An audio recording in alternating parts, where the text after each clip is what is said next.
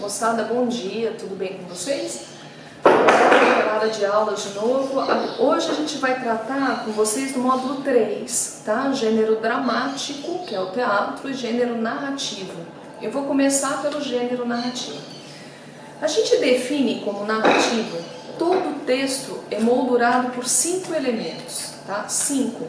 Narrador, personagem, espaço, enredo e tempo. Tempo é o elemento mais importante porque é ele que organiza a narrativa. Cada um desses elementos recebe uma classificação específica. Por exemplo, o narrador, vocês já sabem, ele pode participar ou não da história. Quando ele participa da história, ele recebe 2 classificações. Narrador personagem, como por exemplo Dom Casmurro, tá? Tem um narrador personagem que é o Bentinho, ele conta a própria história e ele é o protagonista, ele é o personagem principal. Quando ele faz isso, ele manipula os fatos, tá? Todo narrador, personagem que conta a própria história não é fidedigno, ele manipula os fatos. Ou um outro tipo de narrador que participa da história e é coadjuvante, ele não é o protagonista. Lembra do Zé Fernandes, da Cidade às Serras? É esse tipo de narrador. O narrador pode estar ainda em terceira pessoa. Em terceira pessoa ele pode ser onisciente, ele sabe tudo, tá? Como Deus, ele é demiurgo, está em todos os lugares, sabe todas as coisas ao mesmo tempo. Ou ele pode ser narrador observador, que é como a gente, ele só consegue entender aquilo que ele vê pelos 5 sentidos. Além de narrador, a gente tem espaço. O espaço da narrativa é super simbólico. Ele pode ser fechado, e o espaço fechado é sempre um espaço dramático. Ô, gente, lembra de Venha Ver o Pôr do Sol, da Lígia Fagundes Telles? Que é um namorado que está com ciúmes da namorada, porque ele foi abandonado, a Raquel, e aí prende essa moça dentro de um túmulo antigo, fechado, tá? E à medida que ele vai levando ela até o cemitério, joga ela na túmulo e deixa ela trancada lá, o espaço vai se definindo como mais fechado, e o espaço radical mais fechado que existe é a nossa mente. Tá? É lá que acontecem as narrativas neuróticas, por exemplo, da Clarice Lispector. Espaço aberto, simbolicamente, é o espaço da autonomia. É quando o personagem é só um papel social e normalmente ele tem uma ação que é retórica. Ele representa o rei, o administrador público, tá? Ele não é um indivíduo, mas ele é um papel retórico. Além de narrador e espaço, a gente tem também o tempo. O tempo da narrativa pode ser cronológico, é aquele que vai em horas, minutos e segundos, ou ele pode ser psicológico. Tempo psicológico, galera, é aquele que vai em zigue-zague. Importa menos o que acontece no aspecto exterior do que aquilo que o personagem sente. O melhor exemplo é um conto da Clarice Lispector, de uma mulher que espera um namorado e ela está num bar sozinha. Tá? E aí a gente não sabe se o namorado vai chegar, se não chega, o que a gente sabe é o tempo da espera. Ela olha o relógio, ela fuma um cigarro, ela começa a perceber que o garçom olha os cigarros que ela já fumou. Então, tudo que se passa está dentro da cabeça dela e nós, leitores, não sabemos se a cena durou 5 minutos ou 2 horas. Porque a dramaticidade da espera, ela é radical. Ela é muito maior do que a ação externa, que não acontece nada. Galera, além de narrador, de tempo e de espaço, a gente tem enredo. O enredo pode ser enredo linear, que é aquele que vai em linha reta, por isso que é linear, começa pelo nascimento do personagem, vai até a morte. Ou o enredo pode ser alinear. Alinear é aquele que vai em zigue-zague, começa pela morte, vai para o nascimento e assim sucessivamente. E o último aspecto da narrativa é personagem. O personagem recebe 2 classificações, tá? Quanto à ação que ele desempenha na história, ele pode ser protagonista, que é o principal, antagonista, que se opõe ao protagonista. Vocês lembram do esqueleto de He-Man? Então, ele era um antagonista, um personagem importante também, cuja ação era atrapalhar a do protagonista. Ou coadjuvante, que é aquela personagem acessória que só dá um apoio para a narrativa. Quanto à dimensão psicológica, o personagem pode ser esférico, é aquele tipo a Capitu do Machado de Assis que surpreende o leitor, que muda de personalidade ao longo do romance. Ou personagem rasa ou plana, são as personagens do José de Alencar, como o tio, por exemplo. A Berta é uma personagem que começa boazinha do começo até o fim da narrativa. E o personagem pode ser ainda tipo, que representa o papel social. Lembra do Alto da Barca do Inferno?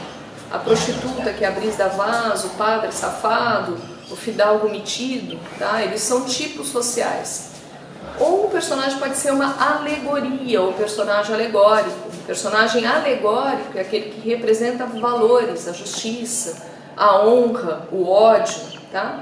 E o último tipo de personagem, caricatura. Personagem caricatural normalmente estende, aumenta um defeito humano para que a gente possa percebê-lo. Lembra do Primo Basílio? O Primo Basílio é um mau caráter. Ele tem todos os gestos, até torcer o bigode como um mau caráter faz. Ok? Depois da classificação dos elementos da narrativa, a gente tem os tipos de narrativa, que são bem óbvios, tá? Epopeia foi a primeira grande narrativa. É uma narrativa em versos, como os Lusíadas, conta a história de um herói como mito fundador para motivar o amor à pátria. Toda a epopeia é de um tempo antigo em que a pátria era o valor principal de toda a sociedade. A partir do século XVI, das grandes navegações, a epopeia morreu, surge o comércio, portanto o modo de vida moderno, o burguês, e o burguês tem um projeto individual.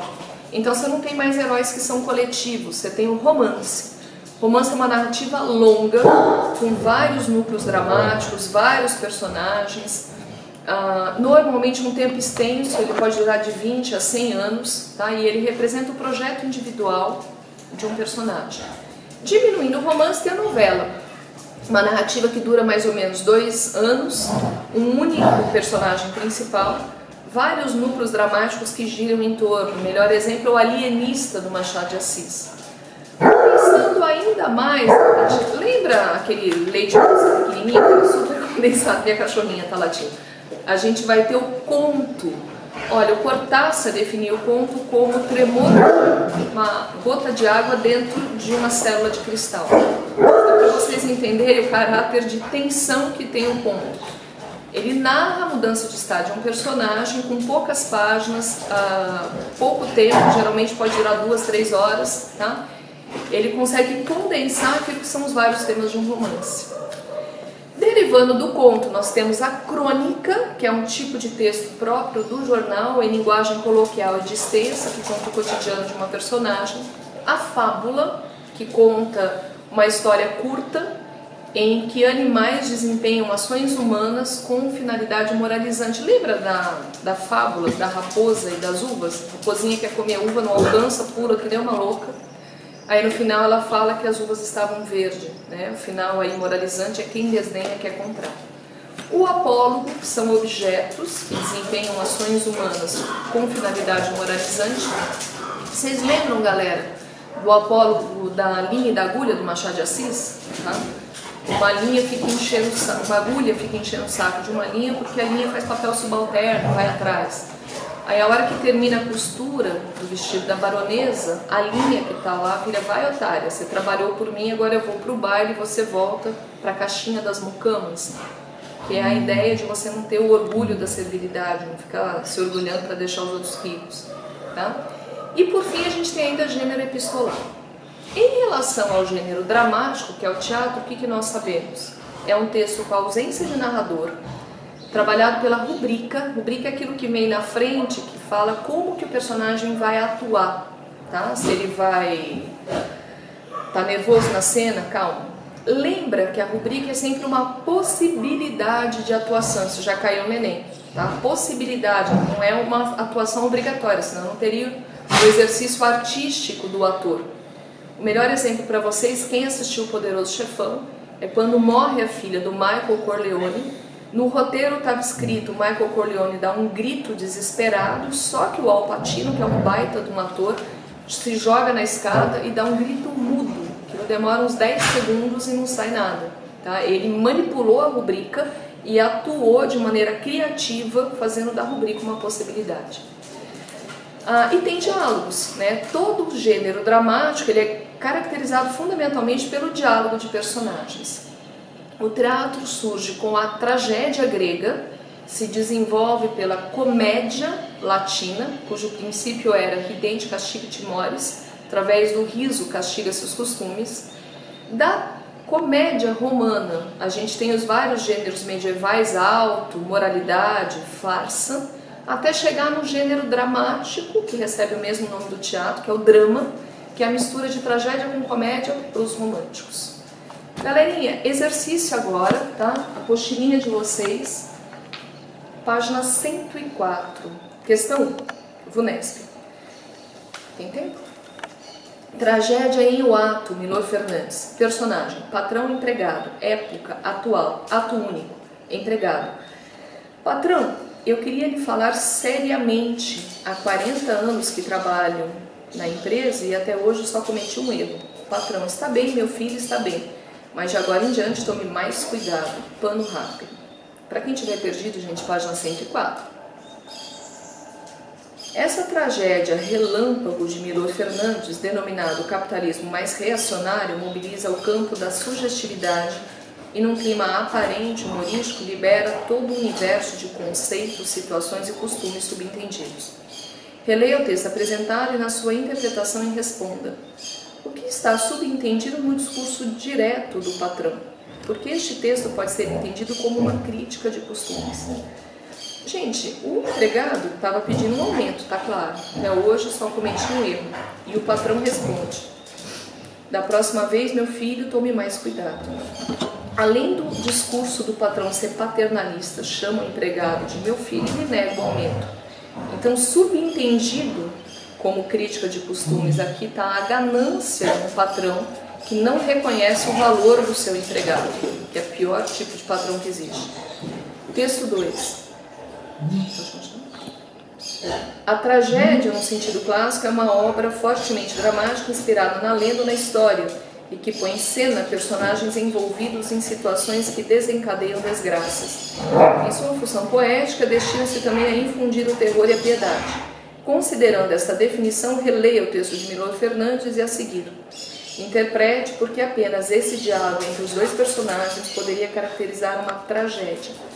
Ele é trágico porque representa a desumanidade do sistema capitalista, um patrão que trata o empregado só como objeto de uso e não como ser humano. Galera, bons estudos, ótima semana para vocês, a gente se vê na próxima aula. Tchau, tchau, queridos. Beijo.